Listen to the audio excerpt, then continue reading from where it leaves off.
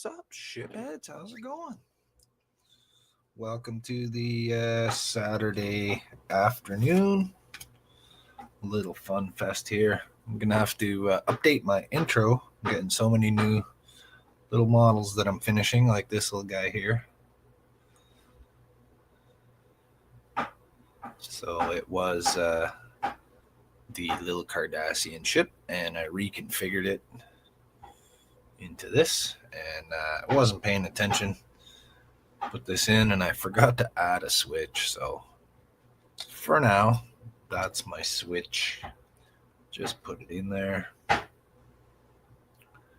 And we got a cool little model there. See the bottom, so see if we can get a little focus on that. There we go. So I made the clear blue part by just taking that little piece in the center and just building it up with glue and baking soda one layer at a time until it was large enough to fit in the hole. Same thing with the domes here for that. Same thing. So that's my little Cardassian ship. I don't have a name for this yet. If anyone can think of a name, let me know. Let me know in the comments. Let's give this a class name and a ship name. So for now, we'll take that out.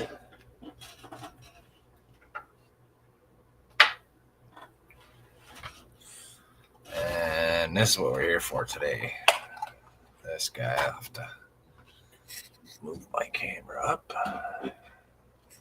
so we can see it all. There we go.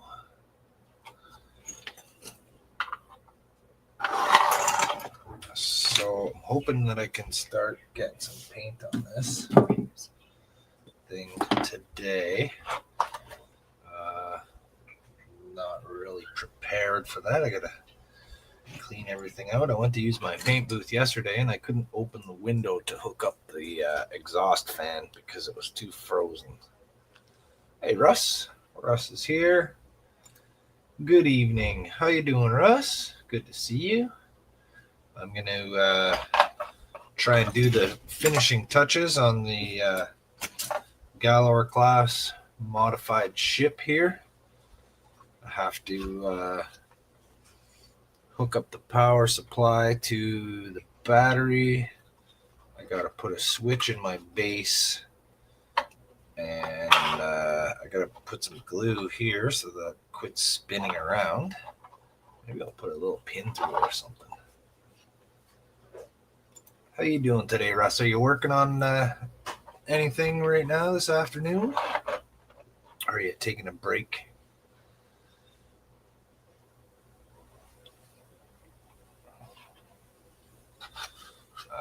And I gotta see if I can get a bit of putty into that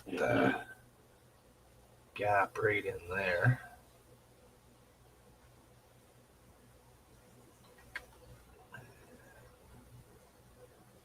Looks like I gotta trim that edge of that panel just a little bit, because the line is slightly askew. I'm just gonna see if I can cut the edge with my chisel here.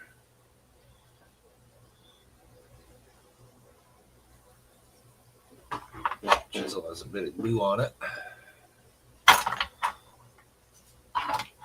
Now, of course, just give that a little rub.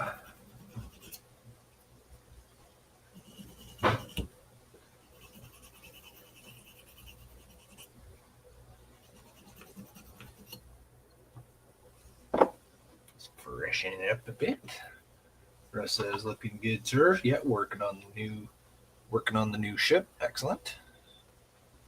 Good to hear. I loved your little racing hauler thing. That was pretty cool.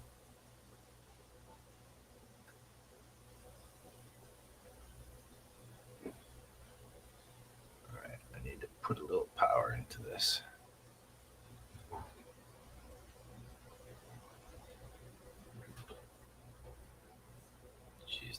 wee little wiggle.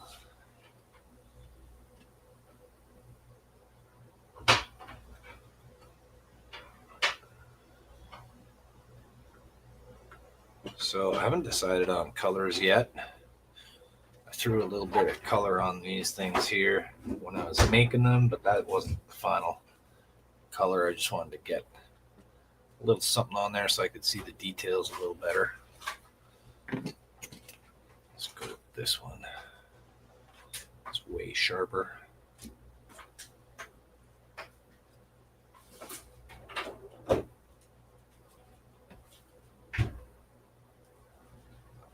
So Russ, since you're watching, I know I asked you in the comments there of your video about your source for styrene sheets.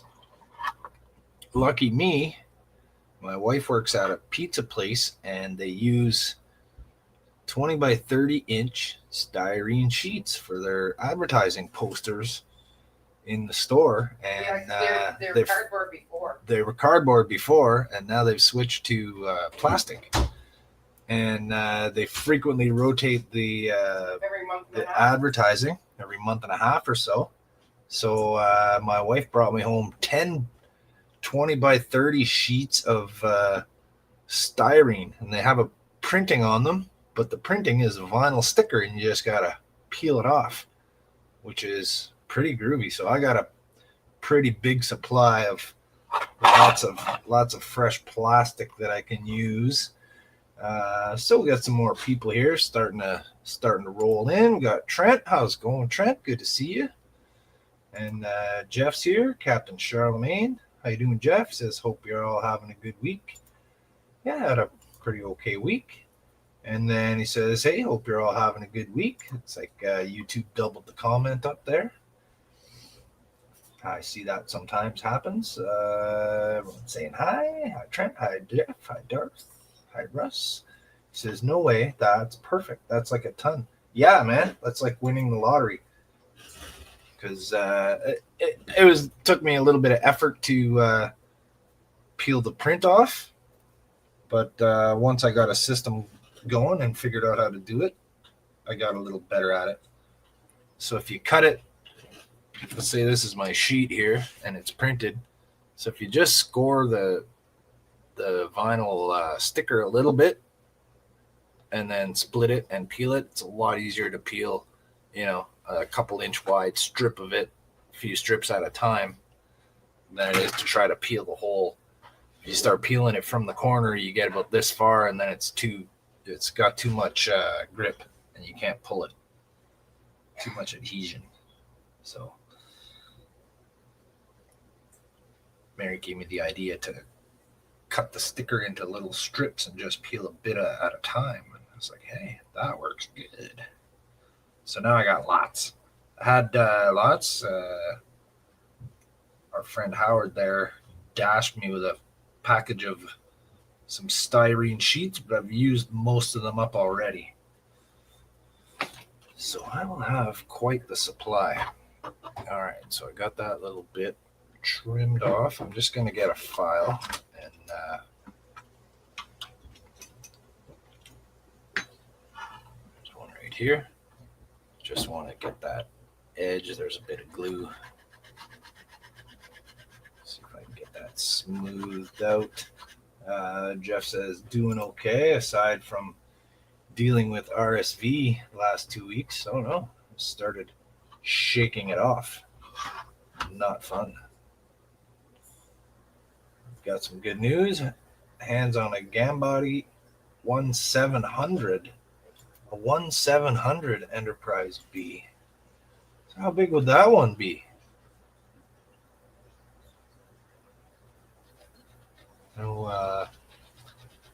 Last night Andrew joined the group stream there for a bit, and he was talking about a 1000 scale Enterprise D. He's done one before, and he was saying that some company's coming out.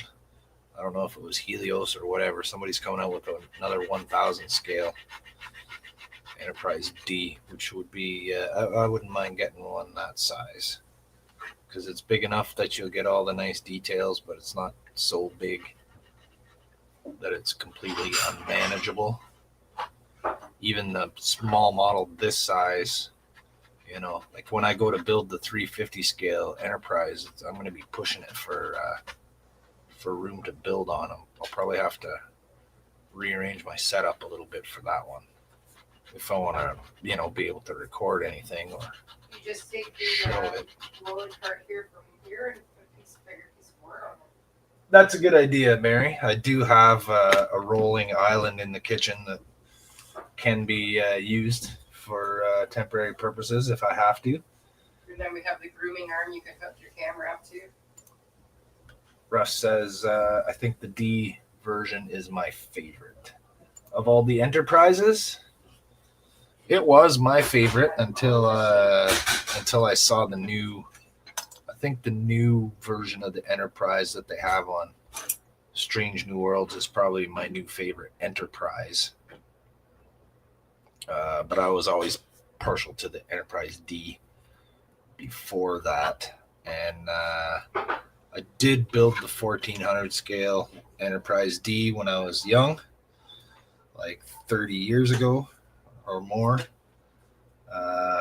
But those are the only models I built, and that was back then. There was no lighting models, and there was no 3D printing, and there was no special parts, and I didn't know all about this. I only started doing this like 2 years ago. I was doing other stuff before I got back into doing making Star Trek models here. So Jeff says slightly smaller than the 650. Yeah, 700 means it makes it a little smaller. Compared Excelsior saucer to the section of the B, due to the saucer for the B being in sections. It's not a whole piece. Oh. So you'll have to glue that up and get nice seams there for the saucer, which hopefully the seams are on the panel lines and not like I've seen some 3D print models where like the saucer is cut in 3 sections this way, and the middle one might be on the panel line, but the other ones aren't, and it cuts right through all the lines, and it just looks awful. And Jeff saying his favorite is the Excelsior class Enterprise B. Right on. What's everyone else's favorite Enterprise?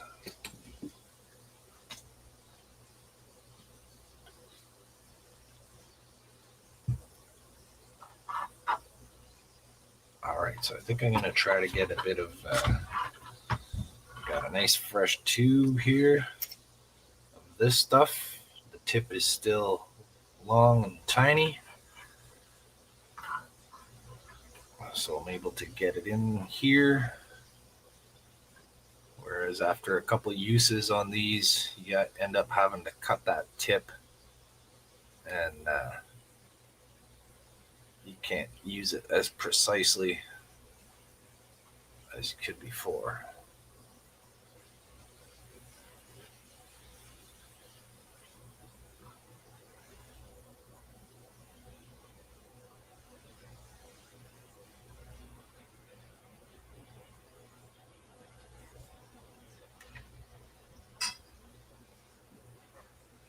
Just use my caulking expertise to get that in there. Nice little bead of it. A bead of it. Let's see, we'll get a generic nondescript cotton swab. And we'll swab it nondescriptly and generically. So smooth that out.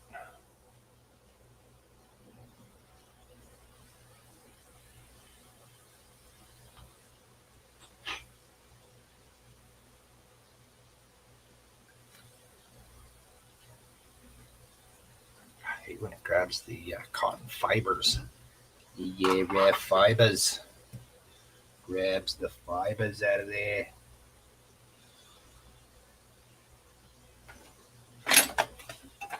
All right. Okay, that's not bad. So I just got to find all the little. I still got to find the clear sprue that has all the little pyramids on it. Actually, I think I found it last time I was working on this. I got to mask off these clear things. So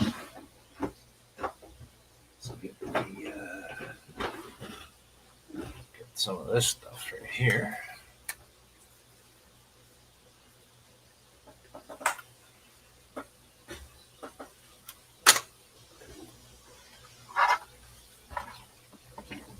Oh, that comment on the screen. Sorry about that. Alright, so let's get this guy right on there. Get my little depressing tool here. My antler burnishing tool.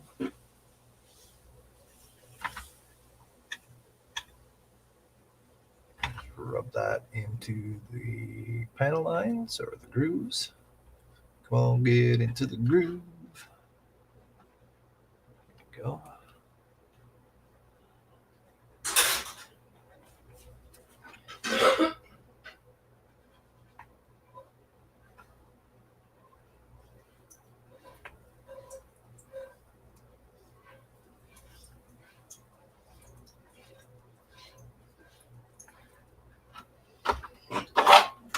Okay, so I want to make sure my blade has a nice fresh point. I don't like to go through tons of them, so I'm just going to freshen it up with the whetstone here.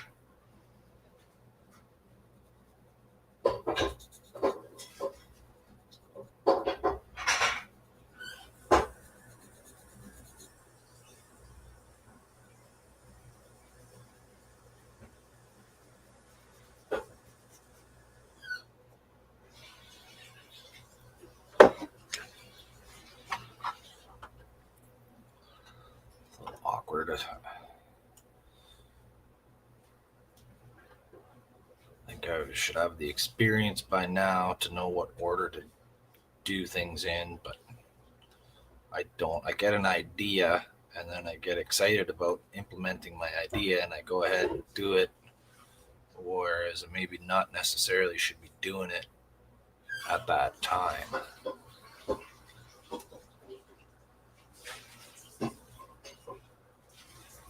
If that statement makes any sense at all, I'm not sure if it really does. What you just said is one of the most insanely idiotic things I have ever heard. Everyone in this room is now dumber for having listened to it. May God have mercy on your soul. Yes. Please do.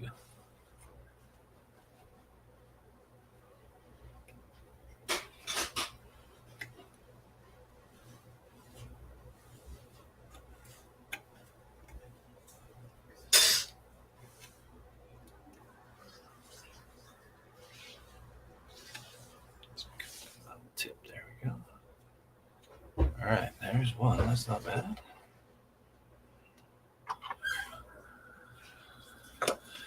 And we got two little side ones here.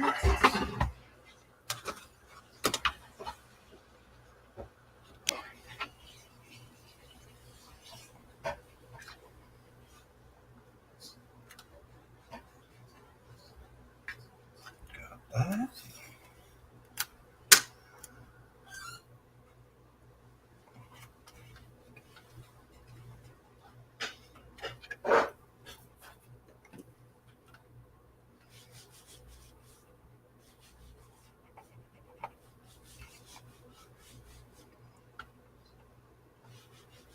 Okay, just burnish it down.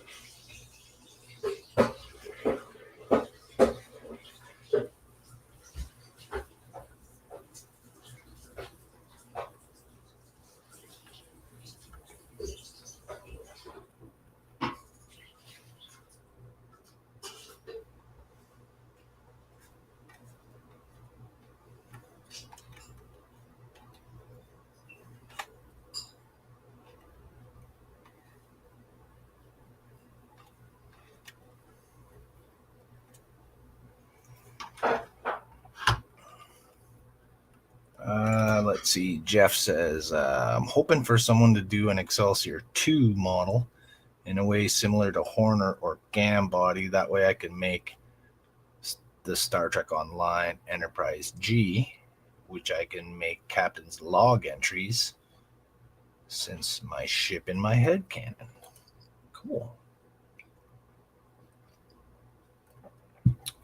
So, I really like the Excelsior 2 model. I thought that was pretty cool. I also like the Obana class from that we saw in Lower Decks, which is very, very similar. There's a few differences there. Russ says, which movie was the Excelsior Enterprise? That was in Generations, at the beginning of the first movie with the Enterprise D crew. They were launching the Enterprise B as the Excelsior class. Jeff says, still kind of salty also, since I learned the Excelsior 2 was supposed to have a bigger part in Picard. Yeah, I saw that one too. I watched that same video probably that you saw. It was supposed to be a more prominently featured ship in the show, but they decided to go with I think that's when they went with the copy paste one instead, right? With the Inquiry class, or was it the Stargazer that they used instead? I can't remember which one that replaced it. Can't remember if it was the Stargazer that replaced it, or if it was the Shenzhou or the Shanghi or whatever, the Inquiry class. Can't remember what season it was.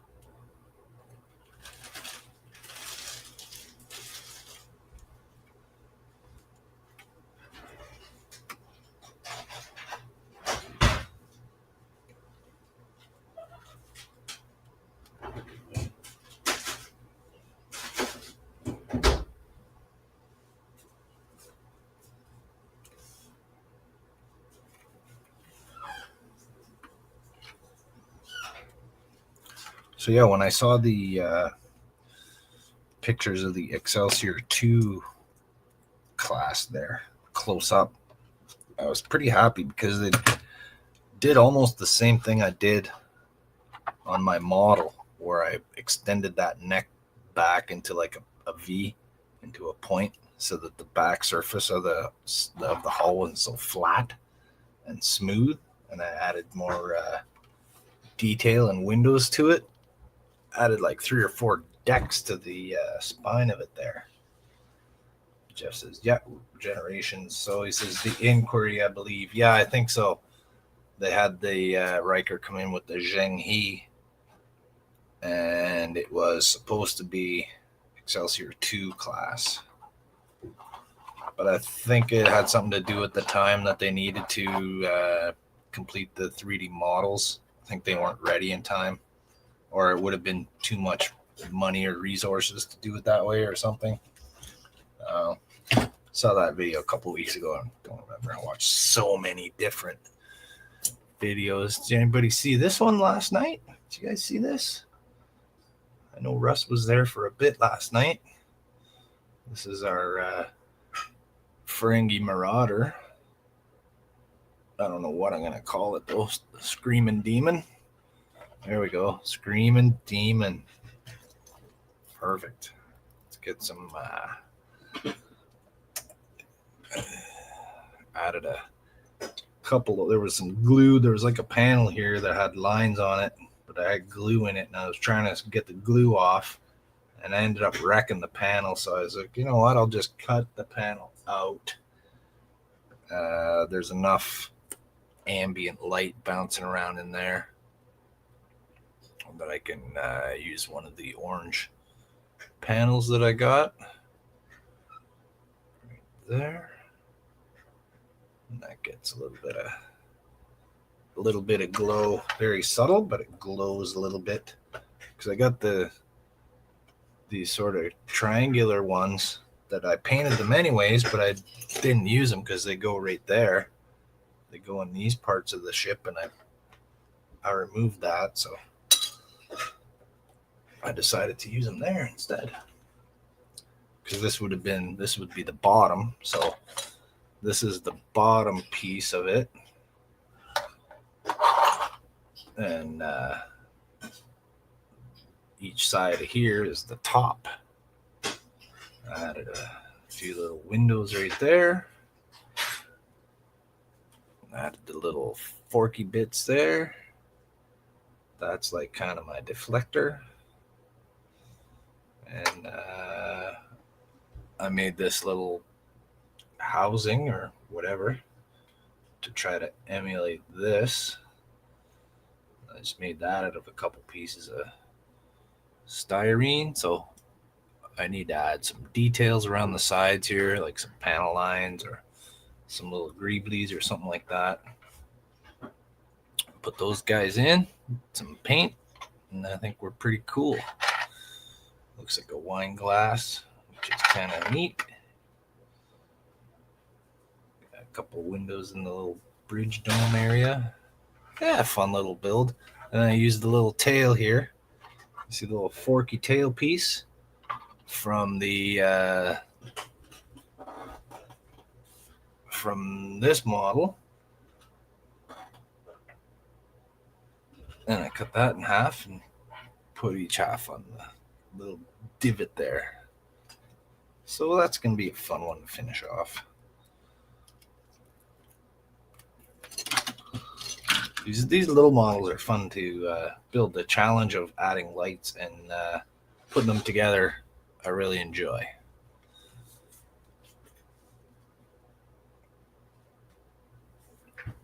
So you could even choose what's the bottom and top. Like this could just as easily be the bottom.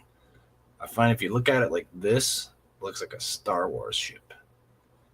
But if you look at it like this, it gives it a whole different sort of vibe. I don't know. You could also put it this way, flying like that, like the Mandalorian ship there. I don't know. Russ says, cool build. Jeff says, thought about it. Just thought about it, but when they named the Excelsior was after Stan Lee, or is it just funny coincidence? Yeah, that's just a coincidence.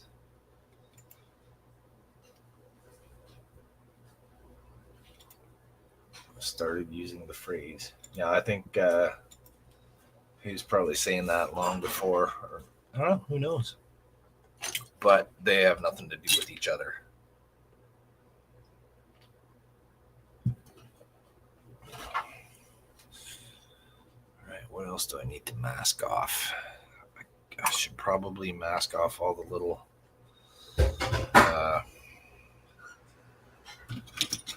all those little squares there.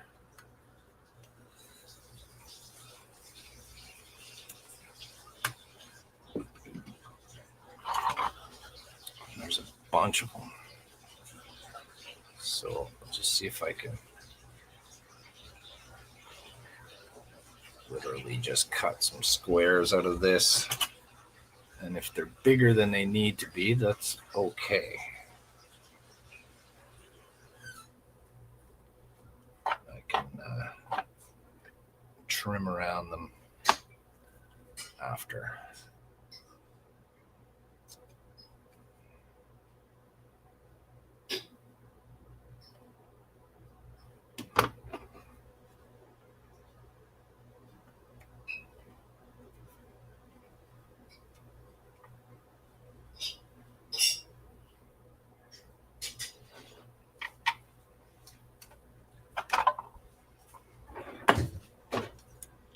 Just says, do you know if Andrew is doing a stream tonight or is he off with the family? I haven't heard anything about it. Sometimes he doesn't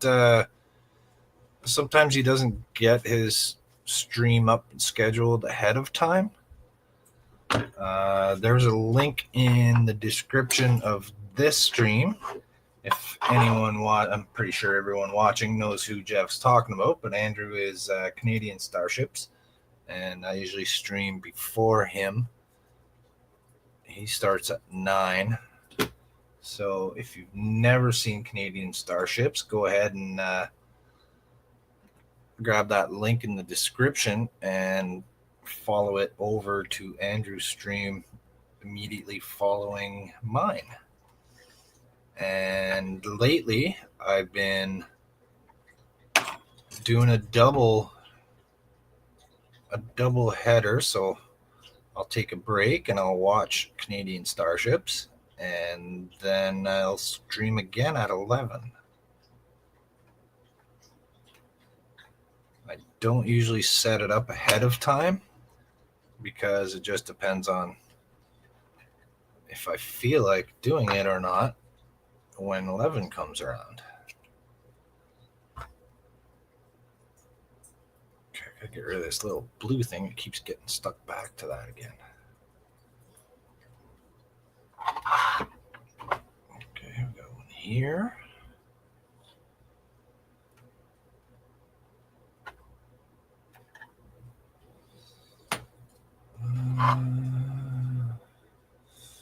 Got all these orange things I gotta mask off.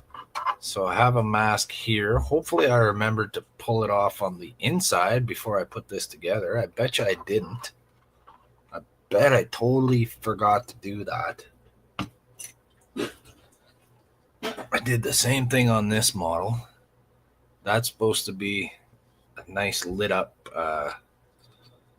sort of a bridge window there. And I masked off the inside, and I masked off the outside, and then I put the model together, forgetting to take off the mask on the inside, so I didn't get a nice lit up. Got a little bit on the bottom there. Not much, it's too bright. You can't see it. But this little spot here should glow a little bit.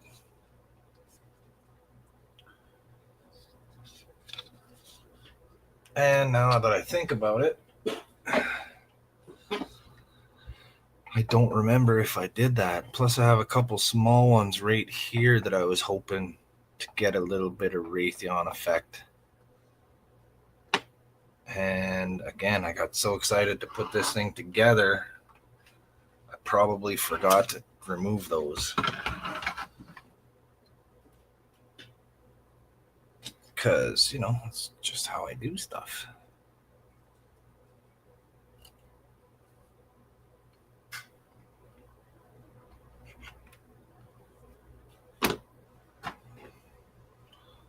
Just move this one over a little.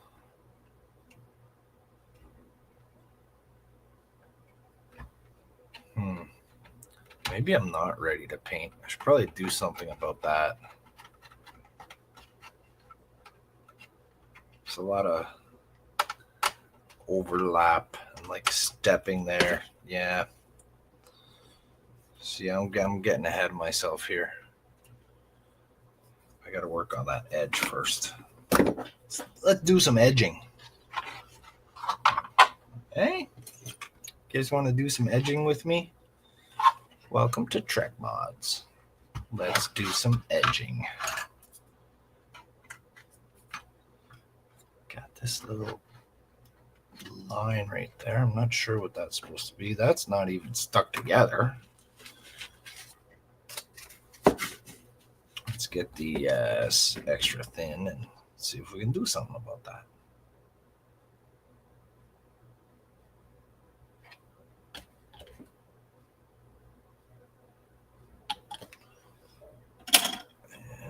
Clip.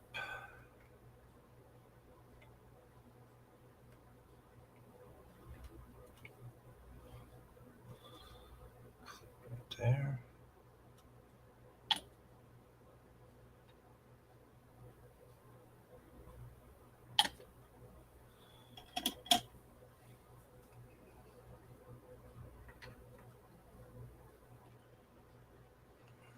How's that side?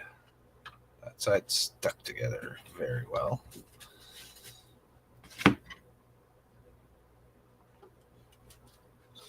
All right, so I'm going to start over here where it's glued nicely. That's not moving.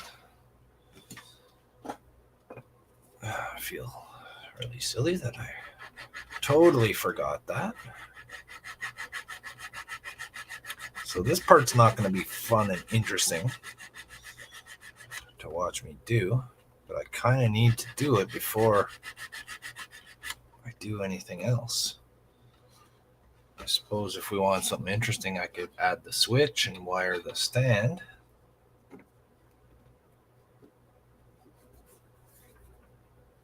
I don't know. If you guys get bored, let me know in chat and I'll do something else. But this tedious, boring stuff needs to be done regardless. So might as well just file away here. This little sanding stick. I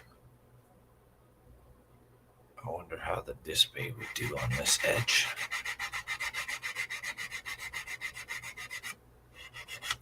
Basically, I'm just trying to thin this side down to even out with that. There's Andrew. Says, how's it going, Jody? Captain Charlemagne was asking if you are having your regular stream tonight, Andrew. And I'm doing fine, by the way. Thank you.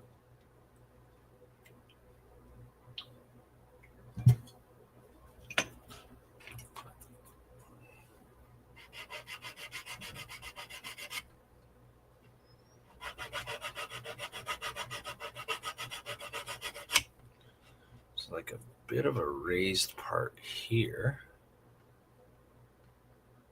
That's not bad. Then there's a part here. It's raised on one side, but not the other. I'm wondering if that's where it was connected to the sprue. I don't think so. This side has the detail. I don't know if we can see that. We're looking at this detail right here. So this side has it on both sides. So it's like a little cylindrical detail. But on this piece, it seems to be missing. So I'm thinking I probably sanded that off before I put everything together. So I'm just going to go ahead and remove it from both sides and just make it a smooth little panel. Maybe I can add a piece or add some lines or something to it to make it a little more interesting.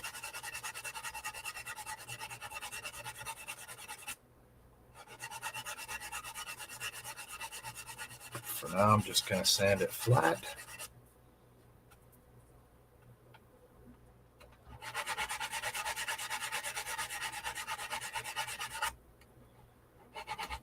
To the corner here, it's like a little bit of flash. Yeah, good thing I didn't start painting this like I was gonna. Next week, or possibly tomorrow's group stream. I haven't even decided on a color yet.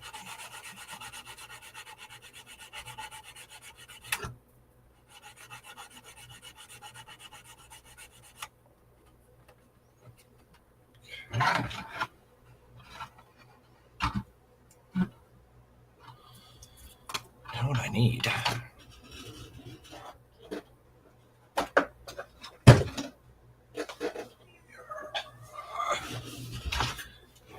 Need the leather bum.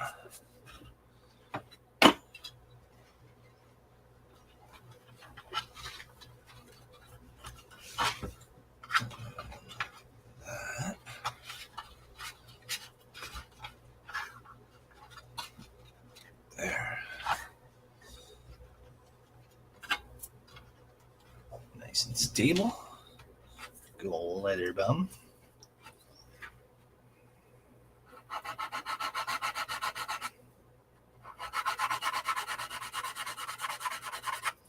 Okay, so this little raised line right here is negligible. I'm not going to worry about it. I'm just going to sand it right off.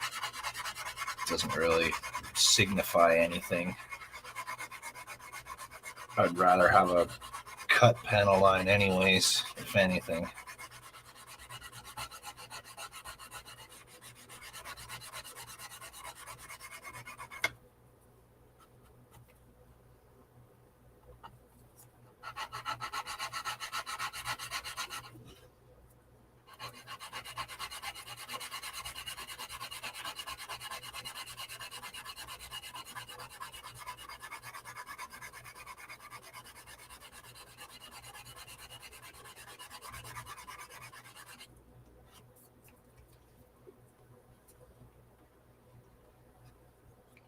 Almost there.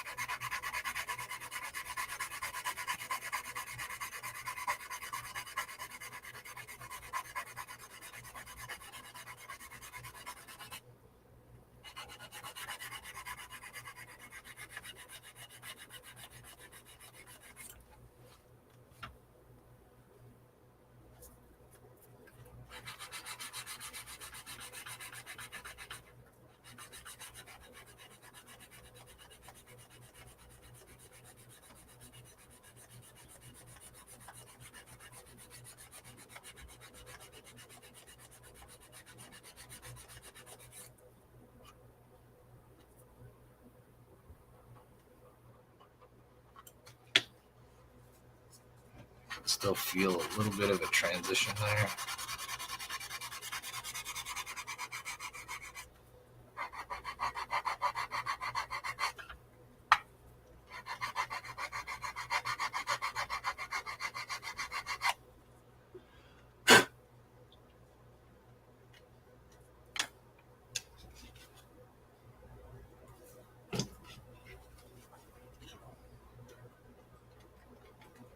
Okay, so there's a bit of a gap right there.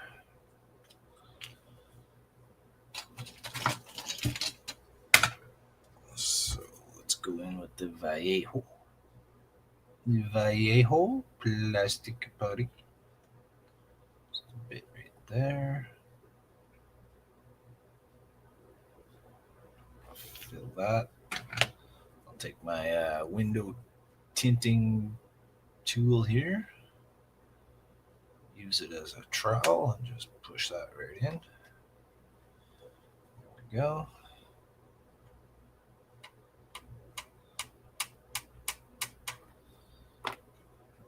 Tiny bit right there.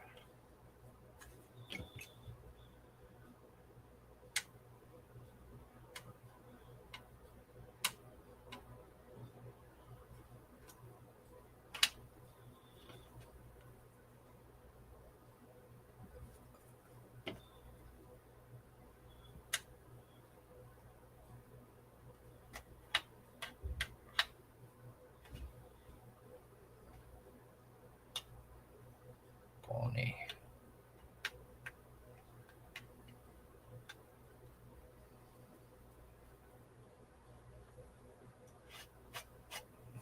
All right.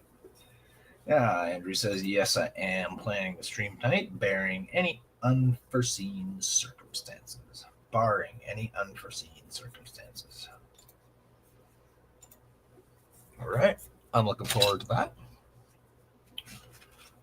I will be eating my spaghetti dinner and watching. Okay.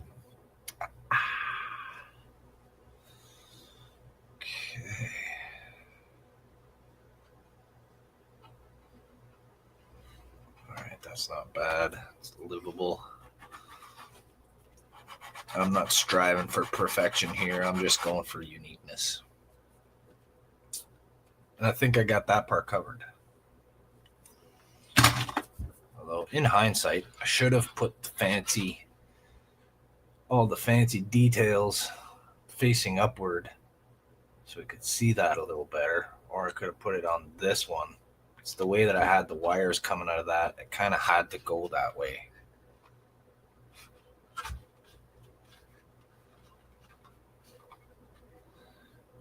Let's get these off. That should be pretty good. Didn't stay.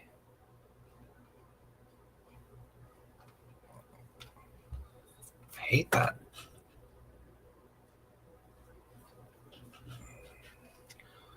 Not a big fan of this stuff. Gone through about half of this bottle now, and almost every time I've used this stuff, I have to end up using this stuff instead. It just doesn't. I don't know. Maybe I'm using it wrong. Maybe it takes a long time to cure. I'm not waiting long enough. So that should have been stuck by now. It's still wet.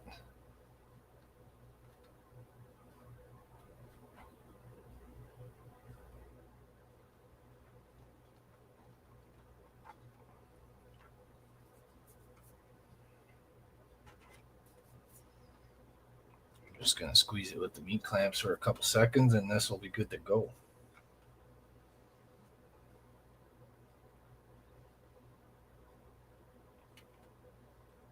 That's not coming apart at all.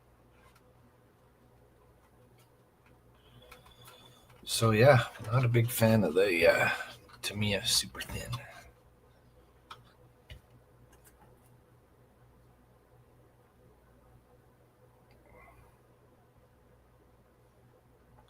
It probably works a lot better with fresh, clean styrene that's like has no paint or fingerprints on it or dust or anything. This has like overspray all over it. There's paint in there. Maybe that's why it's not working for me on spots like that.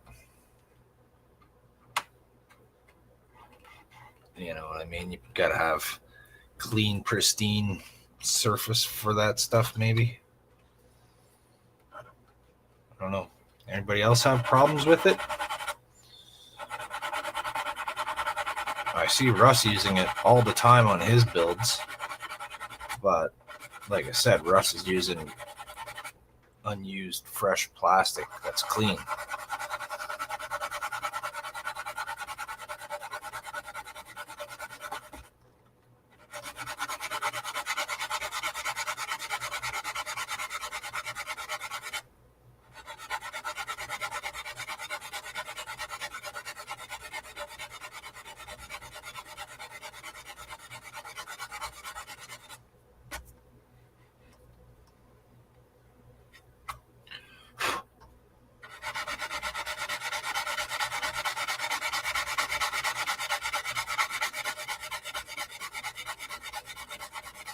So I'm trying to hold that as flat as I can so I don't end up with a curvy sort of raised bit there. I want it to be flat. Russ says I actually use Weld on 3. Oh yeah, that's right. You said you just use the bottle. You refill it with Weld on 3. Now, yes, you just jogged my memory. You just said that in your last video, actually.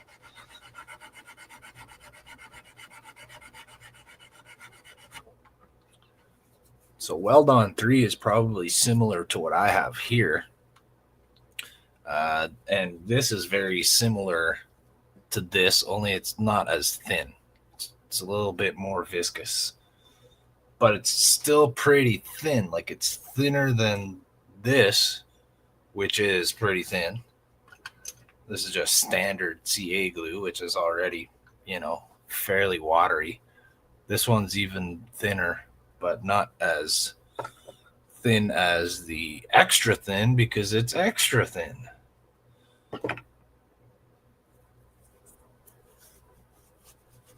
Russ says, yeah, I think pretty similar for sure. Like this stuff to weld on, it's called welding glue, right? It's like a no-name cheap stuff, but it does the does the same. I swear I used this a couple times to put. It's like I had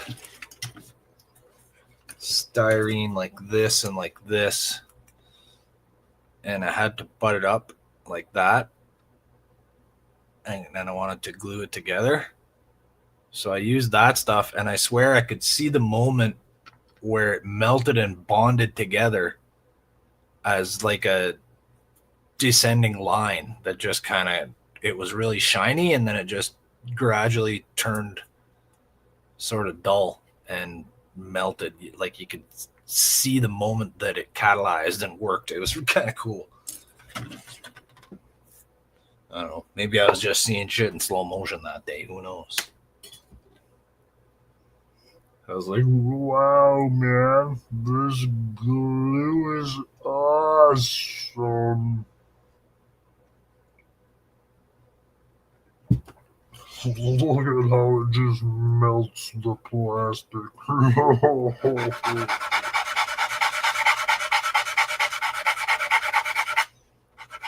Maybe a little bit of plastic fumes. Happens.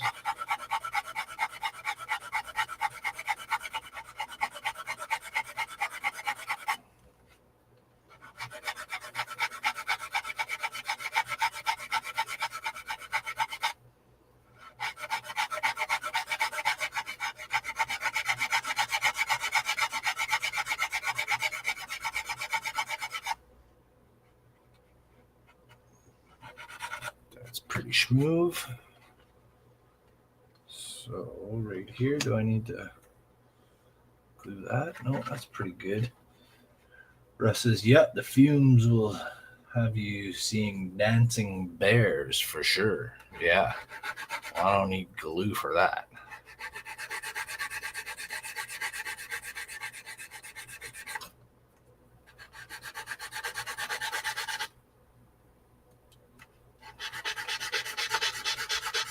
See bears around here all the time.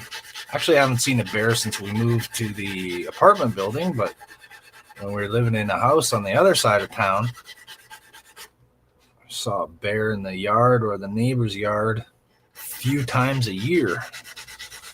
I saw more bears living in town than I did my entire life living out in the dead end road in the bush. Because they stay in the bush, right? They're mostly living naturally like a bear out there.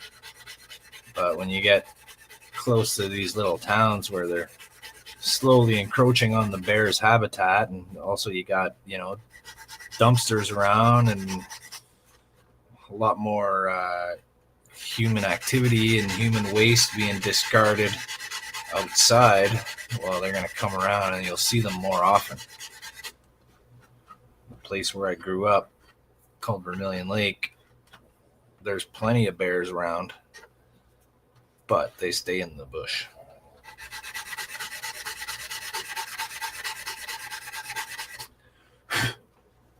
And also, living out there, one of the first things you learn is taking measures on how to prevent the animals from getting into your trash cans and, your garages and stuff like that.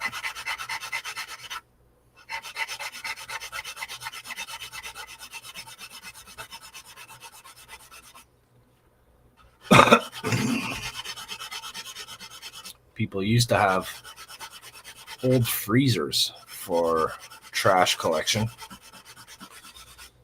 and because the garbage truck comes around once a week out there,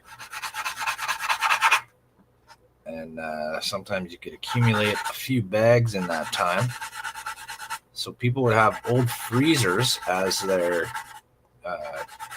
trash can up at the end of the driveway, and you'd have a lock, and sometimes the garbage man would have a freezer key, because they're pretty much standard, right? They're one freezer key works on pretty much any freezer. They're all kind of the same. So the trash can guy, the garbage man, would have one, and some people would have their trash cans locked because they're a freezer, and the bears and raccoons and that can't get into them.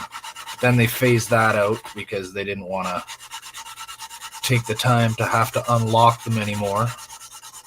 So then eventually you couldn't lock them. And then eventually they phased out the use of an old discarded freezer as your box. And you had to have one that met certain specifications. And it could be made out of wood. You can make it yourself, but then I guess too many people that didn't have the skills required made their own. So those got phased out, and now you have to just have regular trash cans out at the road now. You can't be special and unique. Just have to be normal. Which is one of the reasons why what I'm doing here is kind of important. Because to hell with being normal. Let's be special and unique. It's way more fun. I'm going to need a little bit of fill in the tip right there. Just a little gap in that edge right there. It's going to require a bit.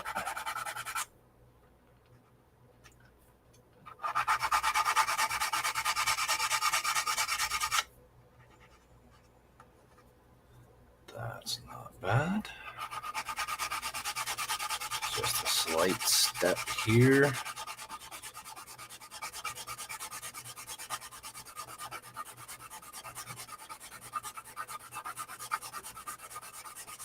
These older model kits are notoriously bad for not having smooth joints and well-fitting components.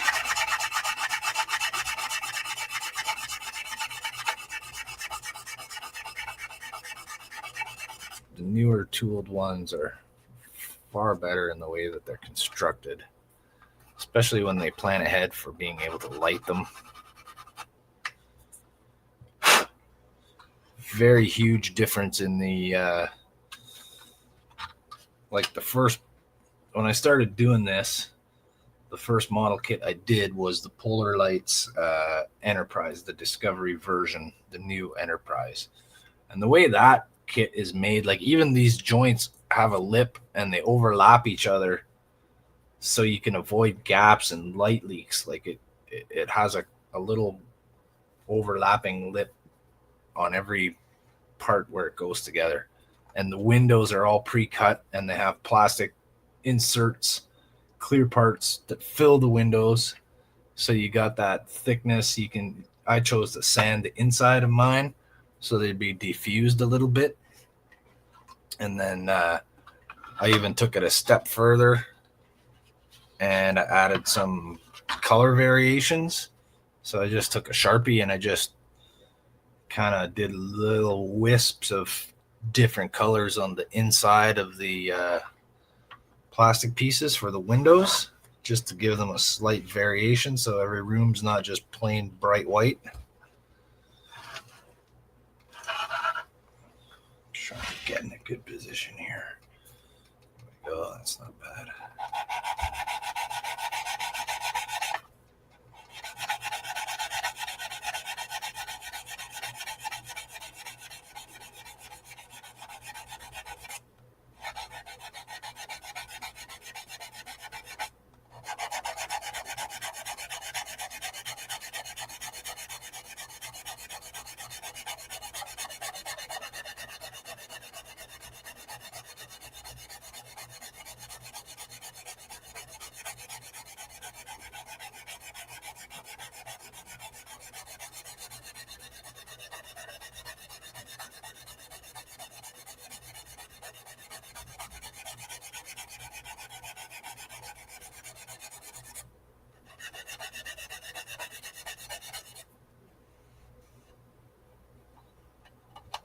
That one's pretty rough right there.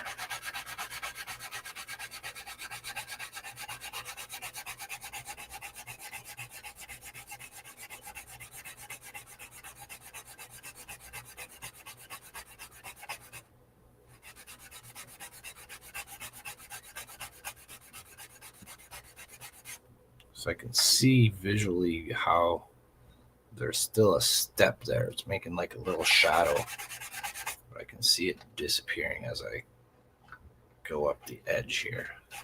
So this is the high side.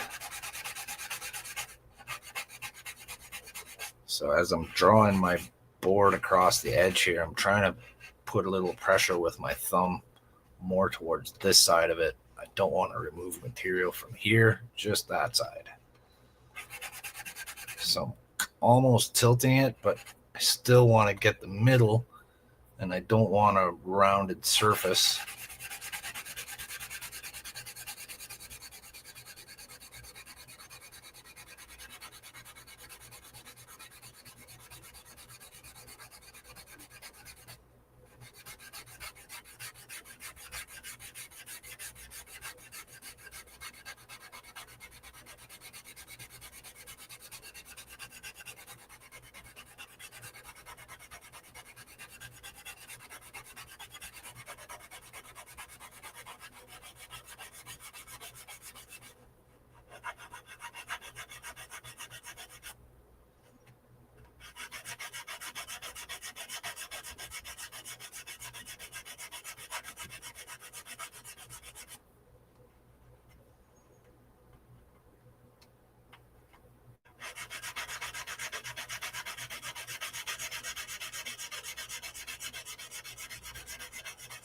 Oh, I just saw my screen flicker. Did that happen for anybody else, or is it just me?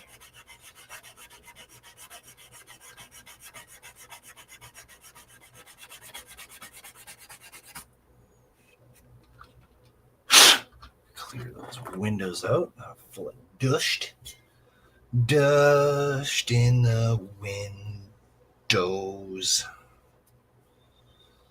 Orange dust in the windows.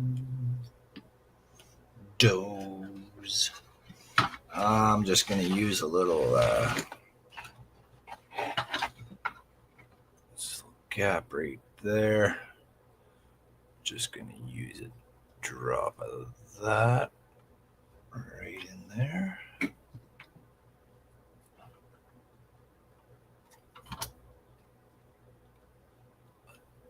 Dot of that.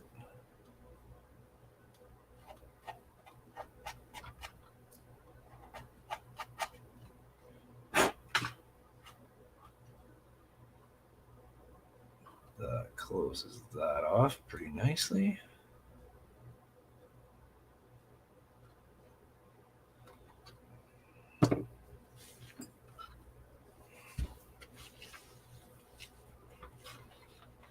And Russ says, just me. Nobody else's screen went all weird. Okay. Excellent. Excellent. Okay. A little bit more right there.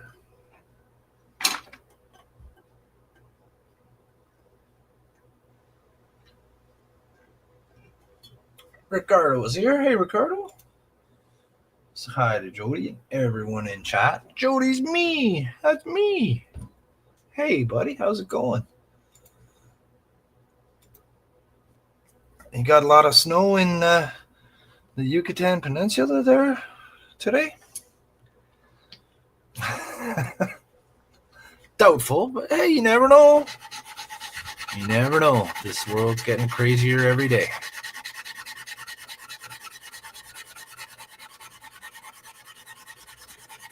Trent saying hi to Ricardo.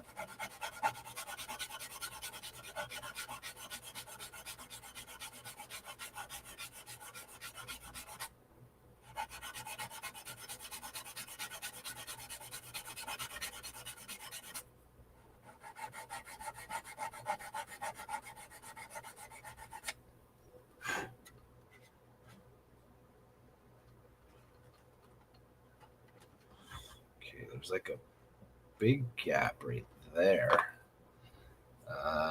Let's see if I go with this. It's like, I guess I didn't quite get that pushed together very well. So I'm gonna fill it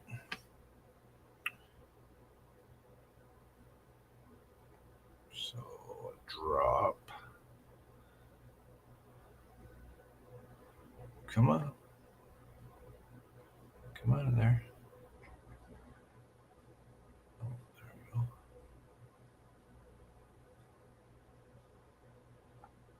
Just drag it up the line here.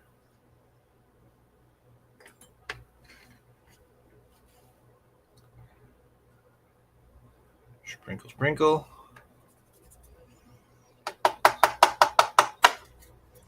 A little star. Okay. And the beauty is that I can just start sanding it right away.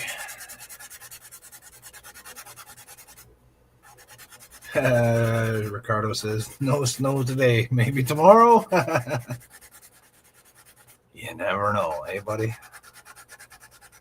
Stranger things have happened.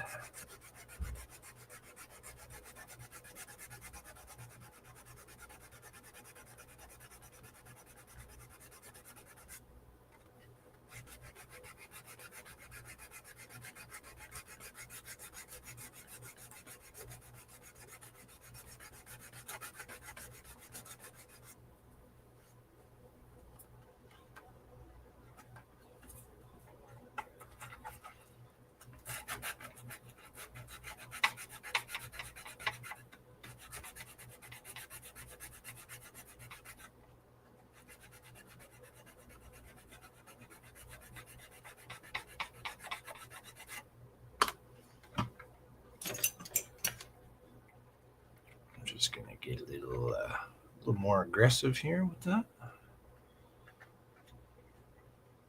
we go.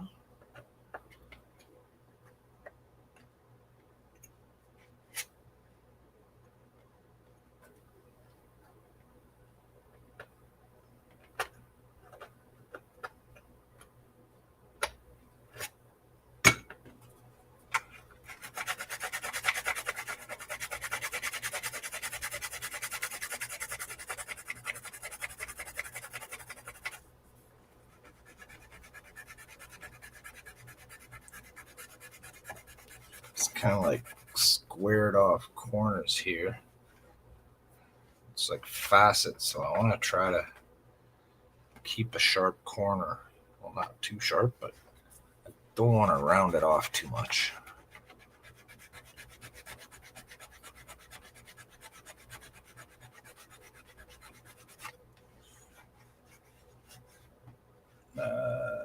Let's see, Trent says, not exactly hot chocolate weather, eh? He says, right now, we're having a small reprieve from the scorching heat.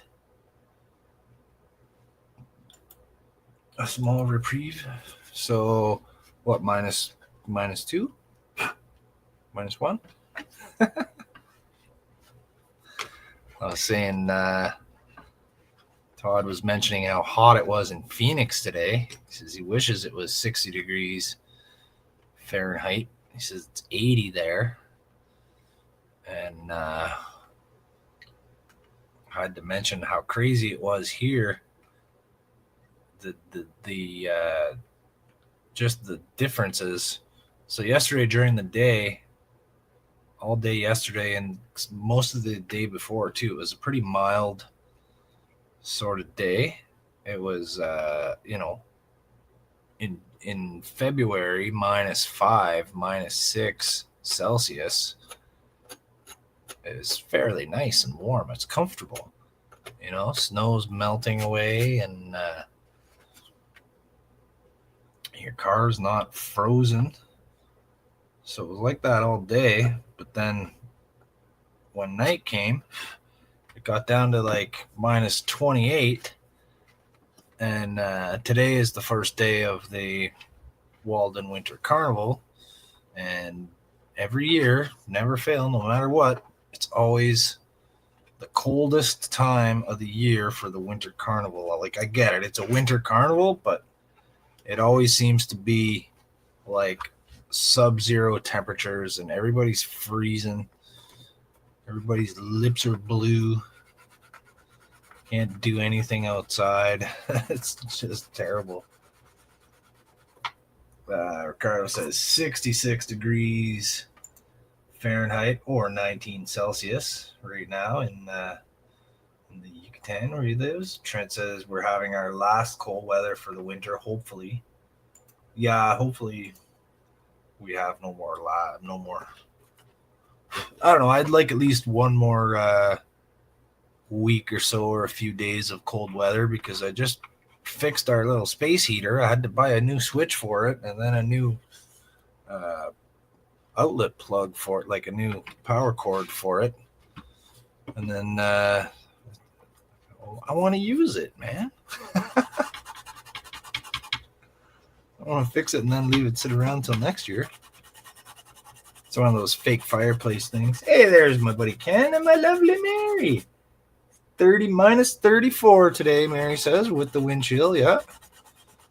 So it's about minus 28 or 27, but with the added wind chill factor, it's about minus 34 or so. And it's fairly windy out there today. It snowed last night. Or it snowed yesterday and last night. And then it got real cold. So the snow kind of turns into like little grains of sand. And it blows all around when it's windy. And Ken says we're supposed to have 0 tomorrow. Nice. +1 on Monday. Excellent. I hope that Manitoba weather makes its way here. Like I said, I just fixed the heater and it'd be a shame not to use it, but you know what? I won't be heartbroken if I don't have to use it again this winter.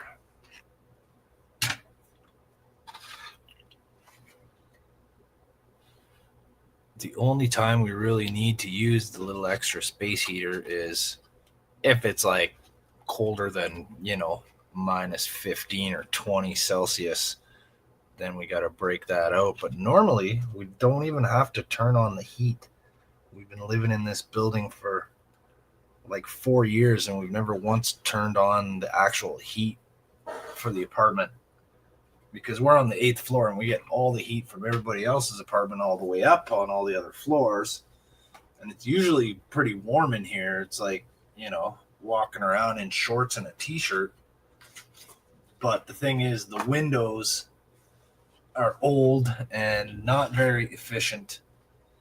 Like I said, I wanted to do some clear coating yesterday, and I couldn't even open the window so that I could hook up the exhaust vent for my paint. So I had to postpone on that. And I don't know if I can open it today either. Let me see. Oh. The inside window opens, but the outer one won't budge. Let's see.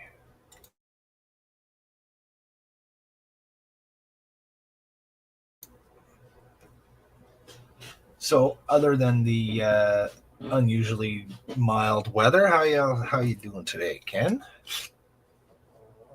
You going to be producing for Andrew this evening? I hope so. Like hearing your voice.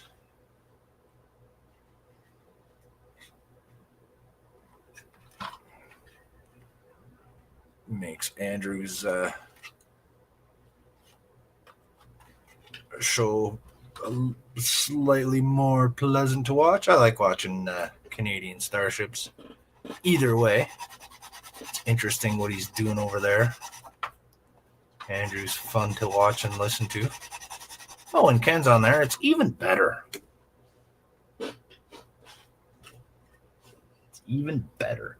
So I got to think of a new game for, not a new game, but a new subject for Donnie's stream on Monday. If anyone's been watching along on Donnie's streams, I know Trent's usually there. What can we guess? What can we look at this Monday?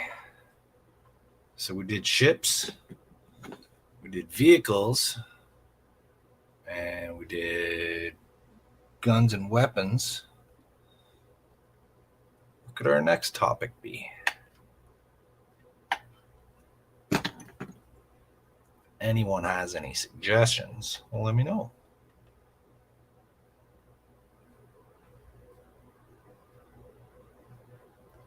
Very small gap here, so I'm just going to use this.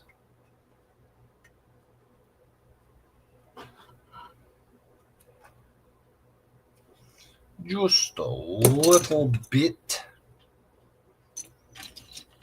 Let's see, getting swab. Give it a swabbing. Swab the deck, me hearties.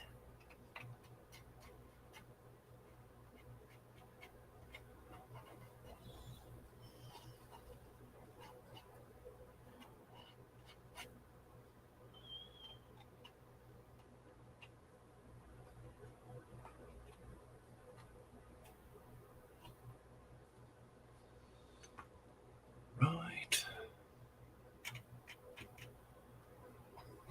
A little extra schmutz in there. Get rid of that. We don't want any extra schmutz.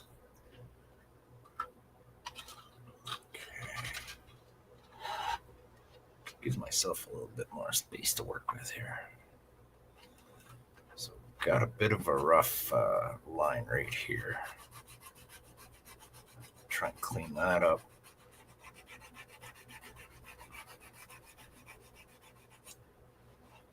See, I used the Tamiya extra thin, and it kind of swelled its way out of the crack a little bit there. There's like a little melty edge. So I don't know. It's probably just user error.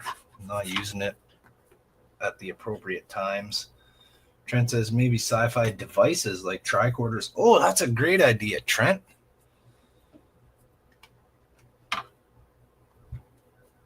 I'll have to do some research and see what kind of things they're using in other movies and shows and stuff like that. I know Men in Black had like a thing, like a handheld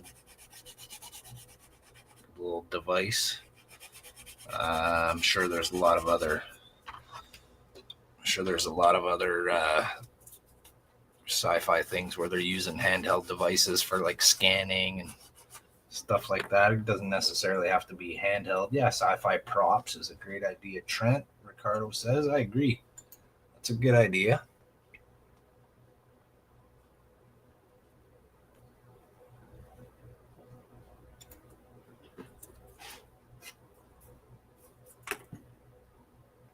Could be tools or could be background things that are maybe recognizable. No, it'd probably have to be something that you see characters frequently using, like communicators or scanners or something like that. Like that idea, Trent.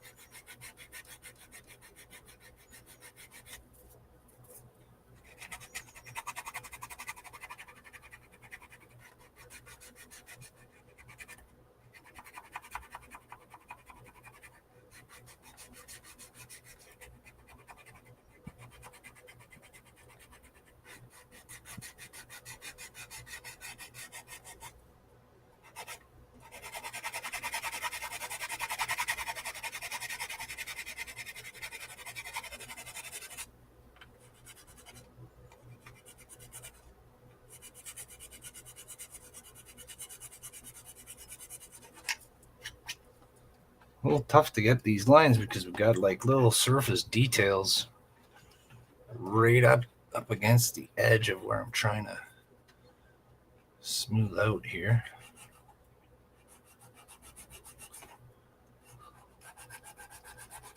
Hoping paint's going to do some heavy lifting in these cracks. It's not really much of a crack anymore. Sort of getting it smoothed out a bit.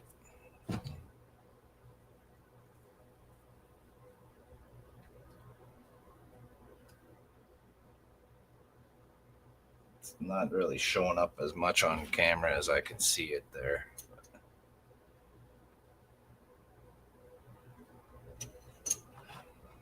This side's a little better. This side's not bad. So there's like a raised bump and like the edge of a panel right there.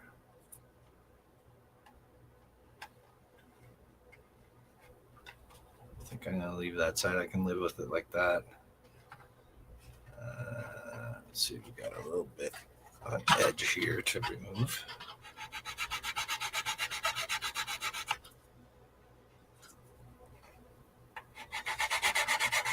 Got this whole side I didn't do.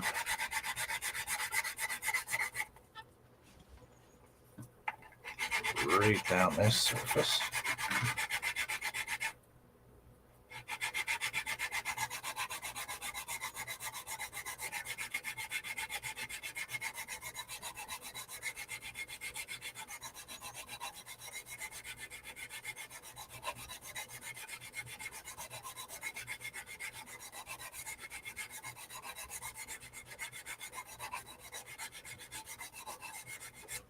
Ricardo says, name the prop and where it appeared.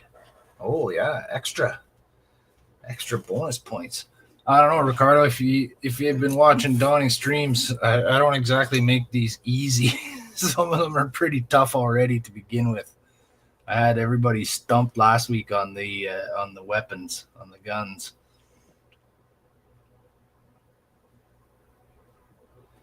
And sometimes it's hard to find good close-up, clear pictures of things.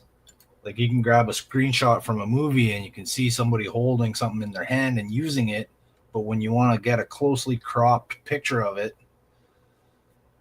is when it becomes tough. Because I don't just show a picture of the thing; I show a very closely cropped, close-up picture of it, and then you got to try to guess what it is.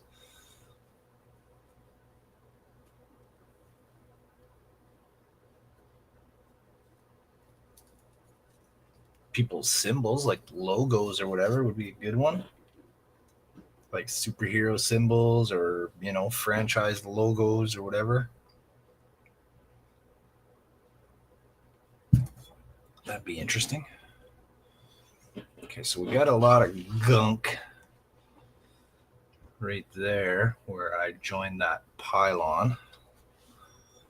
So I'm going to see if I can get in there and get rid of some of that. Clean it up a bit. A lot of it's just kind of seems to be loose already.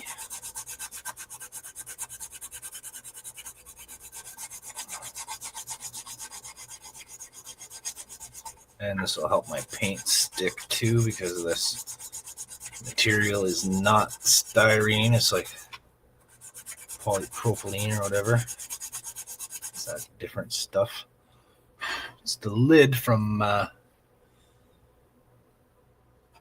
one of these, glue bottles here. They got that other lid on top of it. It's one of those. Same with that. I just heated it. Just bent it to my will. Formed it to what I wanted.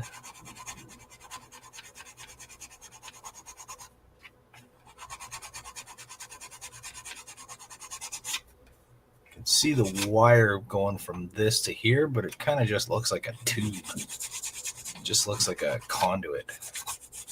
So we're gonna leave it. A little tricky to get in here.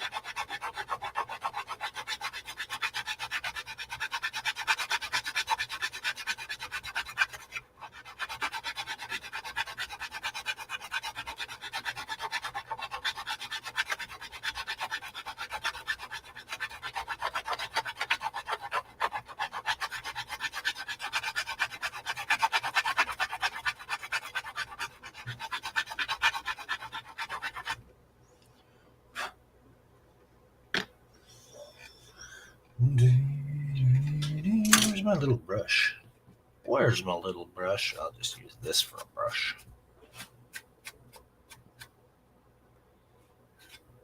Can't get my finger in there to feel it. That really helps me get a tactile sense of how smooth it is, but I can't really get in there.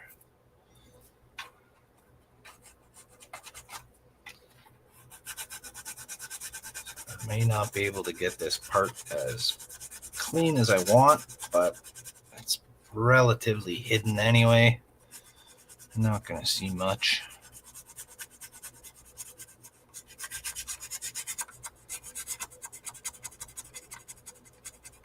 Can't get in there with the disc bay, can I? Let's see. I doubt it. Huh. No disc bay. Where is it? For crying out loud. Ah, there you are. There you are. Let's see if I can get in there with this. Probably, well, almost. Let's see.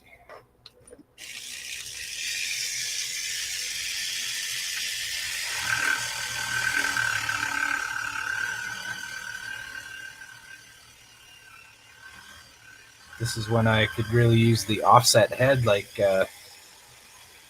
Andrew created for his.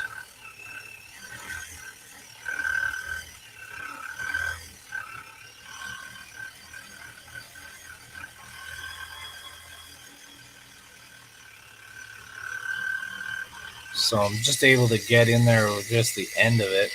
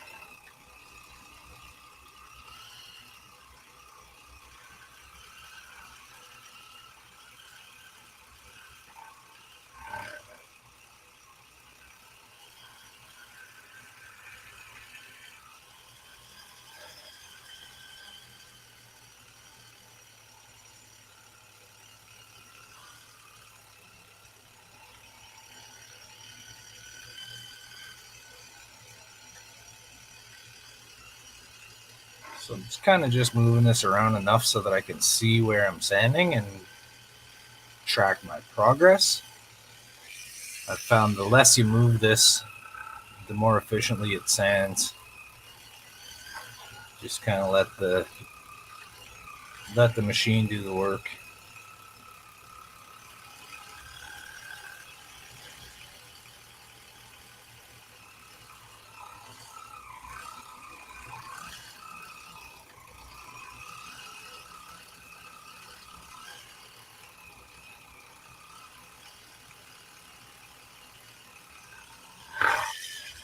Probably should have had this plugged in. That's not bad. It looks pretty good. See what happens once we have some paint and primer in there. Alright, so we're going to have to start with the file. Let's see. Do I have a cable to charge this?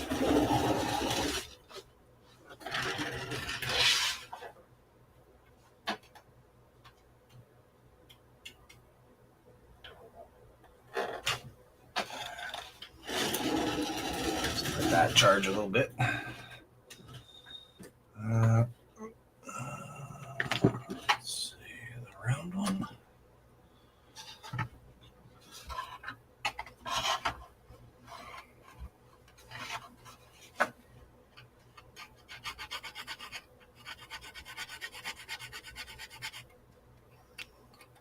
Okay. got like a hole right there. So I got to take care of that.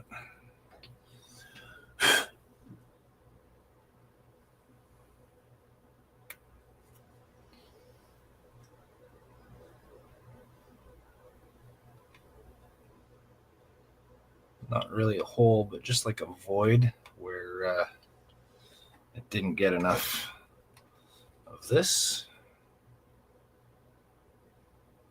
Just put a bit in there.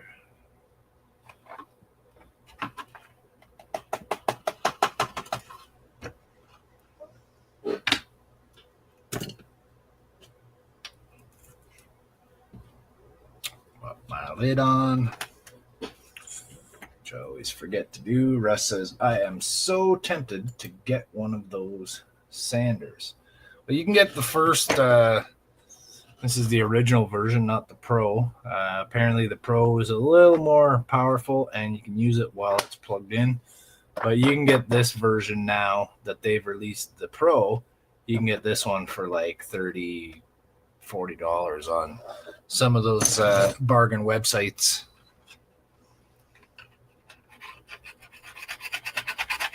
Just so you know, it's a good little sander. It works very well for what it's intended for.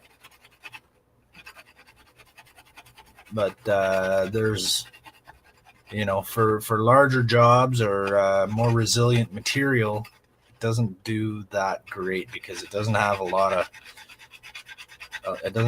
of strength.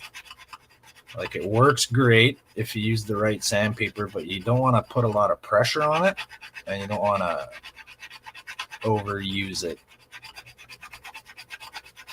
So it's, like if I was using it for what I'm doing right here, this would take me 20 minutes or more to get the material removed down to an acceptable level with that. That one's not good. There we go. Nice sharp edge one right here. It's like a triangle shape.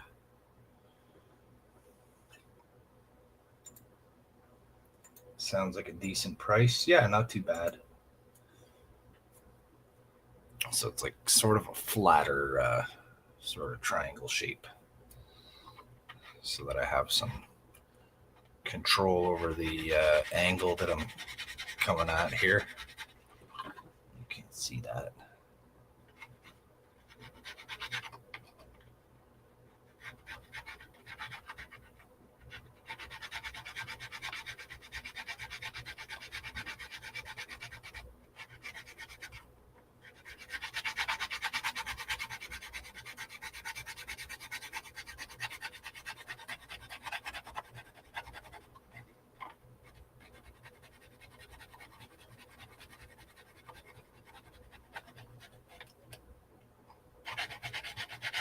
So now that I've mostly gotten rid of it, I can come in with the disc bay now and just sort of smooth it out.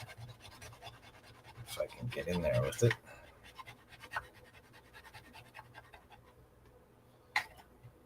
So I even made a little jig for mine. Where is it?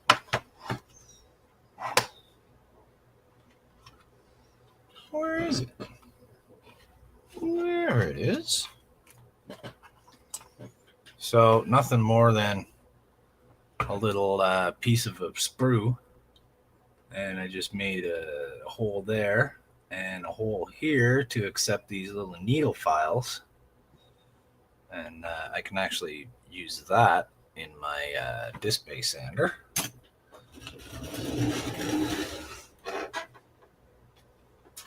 Let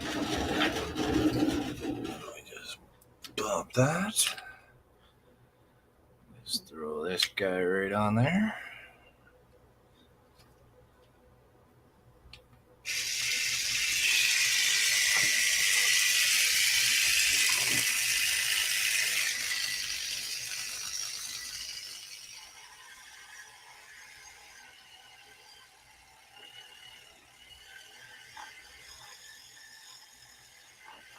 That's actually a lot better than the little sanding head. It's long and thin. I can get in there.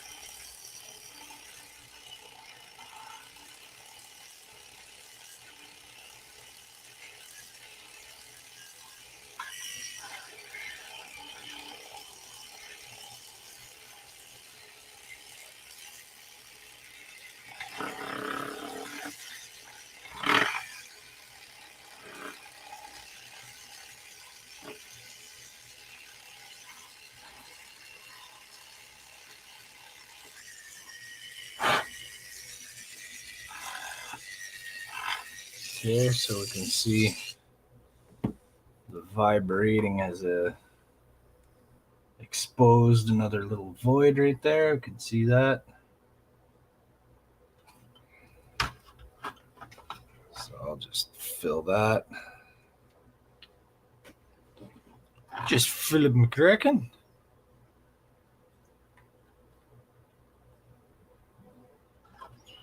You know, I could take one of my little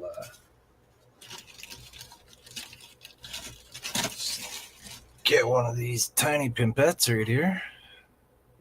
Yes, pimpettes.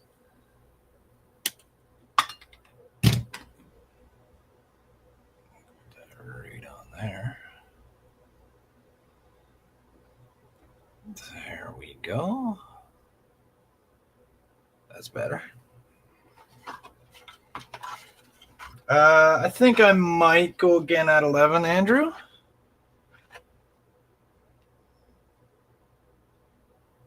I might work on the I might do some more work on the little Ferengi ship here. Maybe I'll get some paint on that. I got to get some more details on the smooth parts here. We need some greeblies and we need some panel lines, stuff like that. But maybe I'll work on that guy later. But for now, I want to get a drop of glue into here.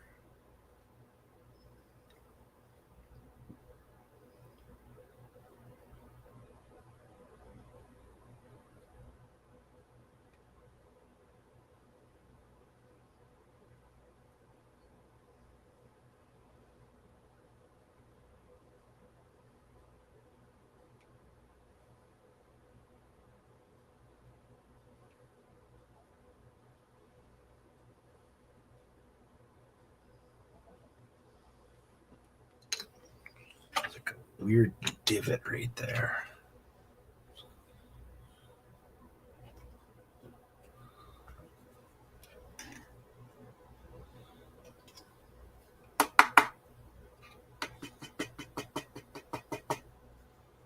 There, that kind of filled it. There was like a weird little hole right there, like an indentation. So I've corrected that. Give that a second.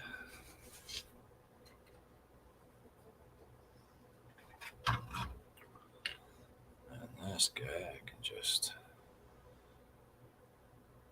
suck it back in there. Get in there. Ah, cool. It retracted. Just toss that little guy out. So I got a bag of these. We ordered these, and I didn't know they were so small, but they're pretty useful. When your plastic putty tip gets short and cut off, you can replace it with those. It works good on the glue thing, so they're actually very useful. And I often use tiny amounts of paint with these little. I got all these little leftover cups for tattoo ink from when I used to do tattoos, so I'm going to utilize those. And with these little models that I'm working on, I'm often using tiny amounts of paint, so they're perfect, those little pipettes. The wee little pipettes. Let's see if I can get in with this one for now. Nope. Not really. Not very good. This guy here, because we've got a rounded back end. Sort of keep that contoury.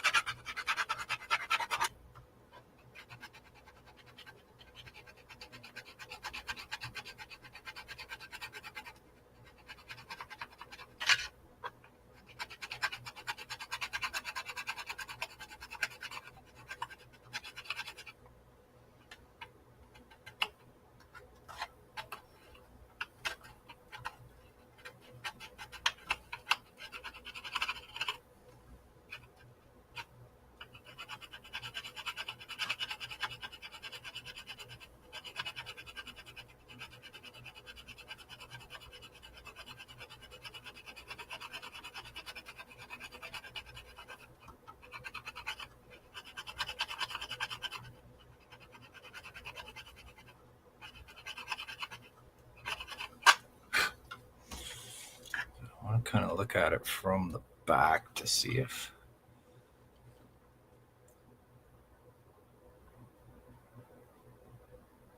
so it's still a little bit uneven. I've got to remove a lot of material from that one side. Can't get in there with that.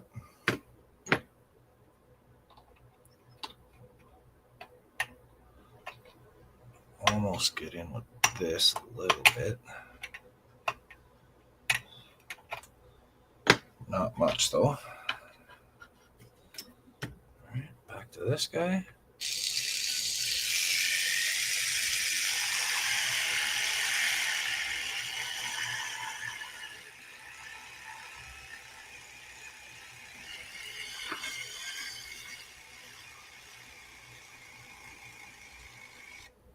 Oh, boo earns.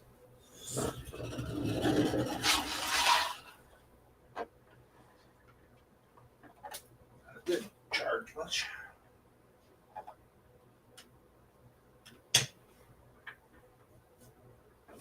All right, so it does need more than 5 minutes. All right, so we're gonna do it old school. We're rocking it old and school again.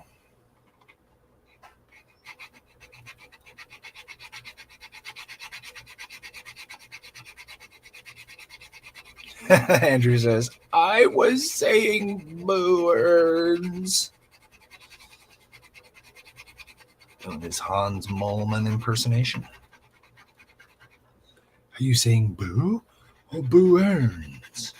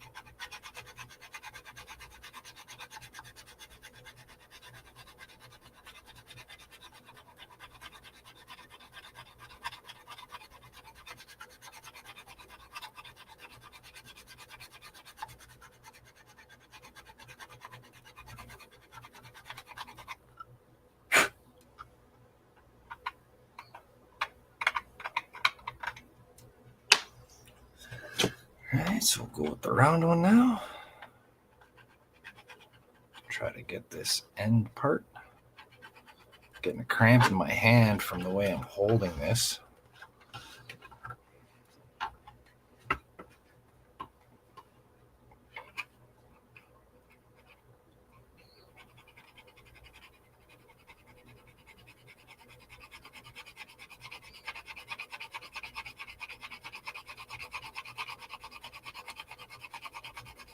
So I'm not filing in one spot. I'm wiggling it back and forth like this. Almost moving it in circles. More of an arc than a circle.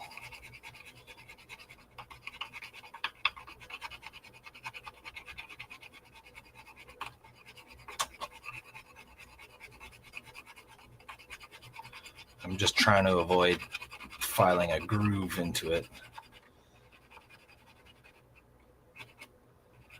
I'd like a nice sharp corner right here, if I can get it.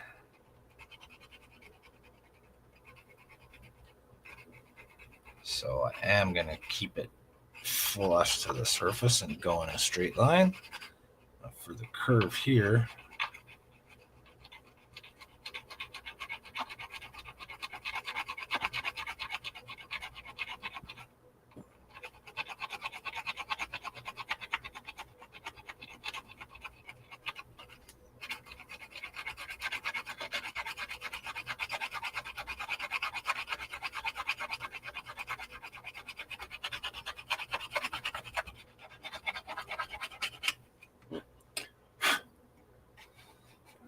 it's not bad. As far as I can get in there to feel it, it's not too good. So the top one's a little better. Not really too messy in there.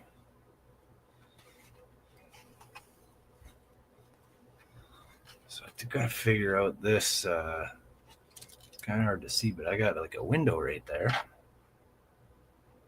that's going to face the front. That's going to need plastic. There's something loose in there.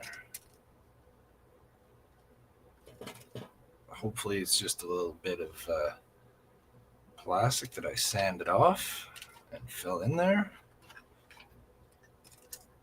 You can hear it.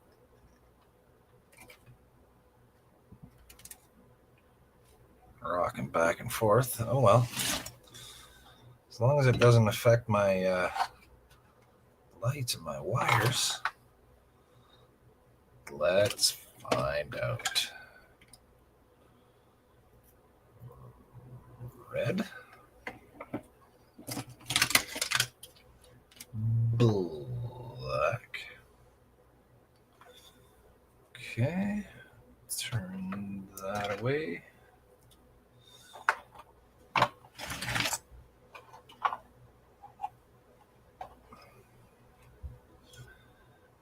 Go. So we got all our little yellow lights, and yeah, I suppose I could lift this tape up and see if there's any light coming through. Let's see if I remember to remove that on the inside.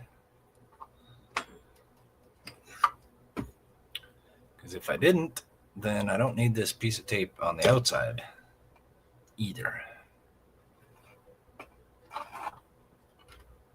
And I don't see a light, so I must have forgot, which sucks because that would have been cool. I had to have that little strip lit up. I guess when I put the top on, I didn't pull that away. Go figure. Ken says, looking great. Thanks, Ken. Thank you, sir. There's the front of the deflector. So I chopped out those little, whatever you want to call them there, those little cowlings. I cut those out and I put some ridged piece there, some lenticular plastic in there. And same with there. I made those ones. And small little orange ones down there. So what I did was I just cut a bunch of little square holes and added those little bits to it.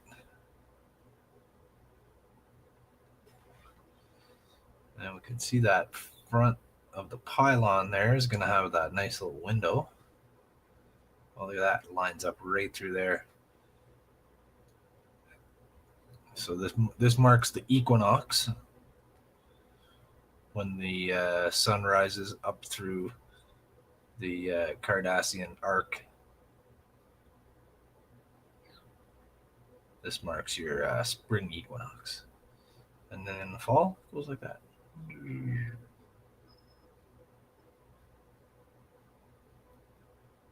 Hey, Steve's here. Steve says, la da da da da. I'm loving it. How's it going, Steve?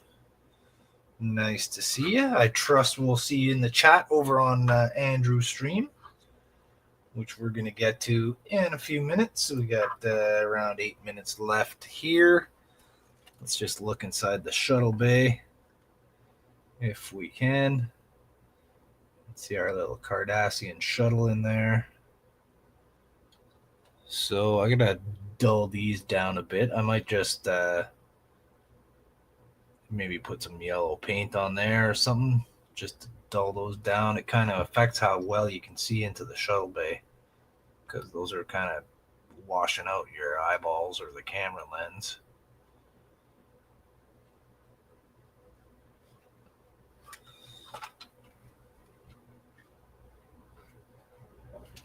I guess I gotta fill that the hole too. That's where the stand was supposed to go.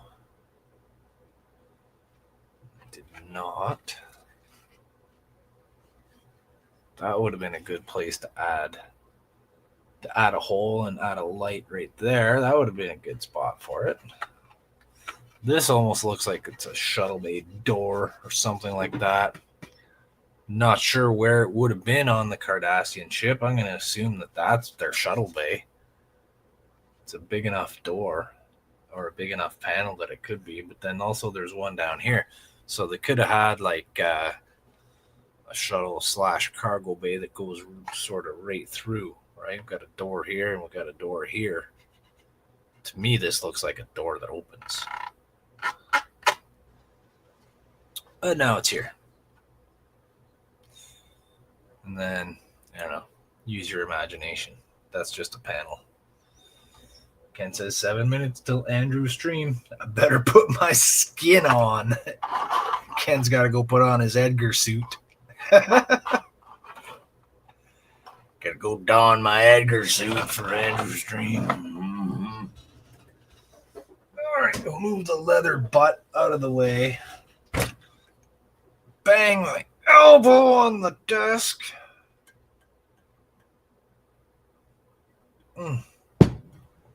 Always feels great to smash your elbow on the desk.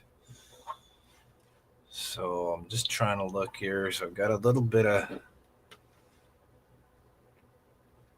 a spot right there. There, where the wire comes through. So let's get a little schmeg in the hole. Right there.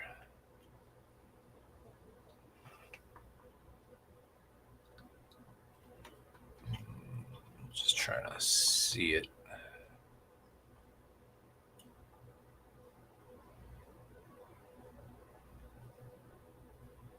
Dot, dot, dot.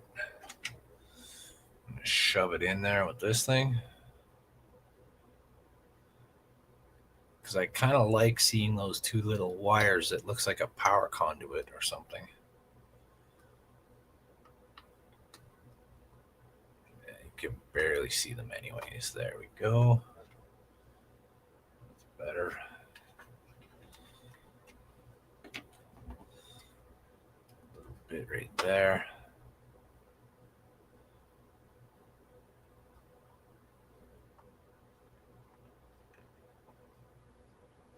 Just use my supreme caulking abilities.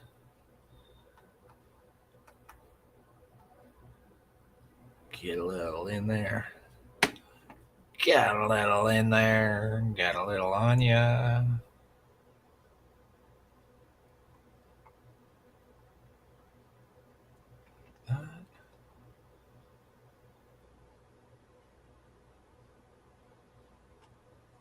That.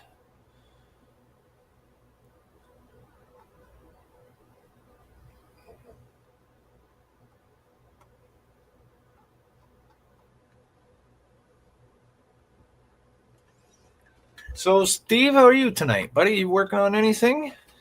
Are just taking it easy and waiting for Canadian starships to come on.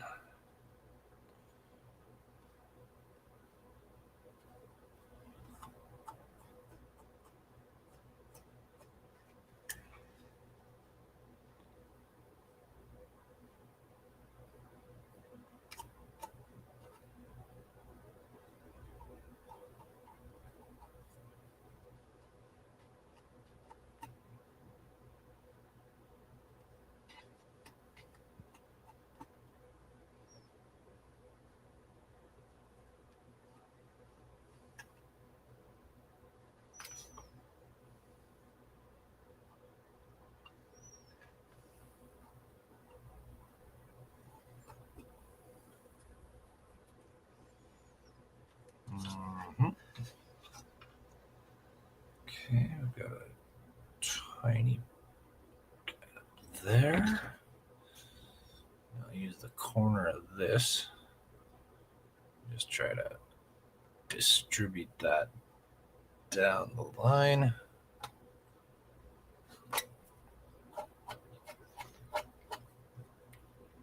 All right, I'm gonna have to get in there with the Schwabies and clean that out.